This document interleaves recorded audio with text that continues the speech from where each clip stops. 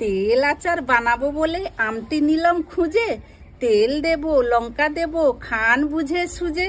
আমের তেল ঝাল আচার ছোট থেকে বুড়ো সবার প্রিয়। প্রথমে আমগুলো ধুয়ে খোসা সমেত আমগুলো কেটে নেব। তারপরে আমে নুন, হলুদ এবং লঙ্কা গুঁড়ো দিয়ে মাখিয়ে রোদে দিয়ে সাথে মশলাগুলো রোদে দিয়ে দেব 8 থেকে 9 ঘন্টা।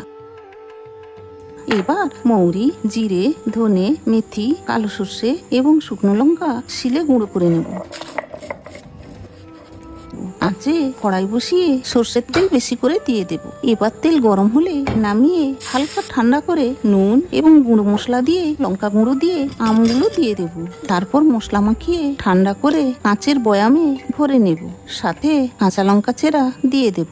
তারপর রোদে 15 দিন থেকে 1 মাস দিলেই রেডি। লুকিয়ে খান বা সবার সামনে খান, যখনই খাবেন তখনই বলা চাই দারুণ।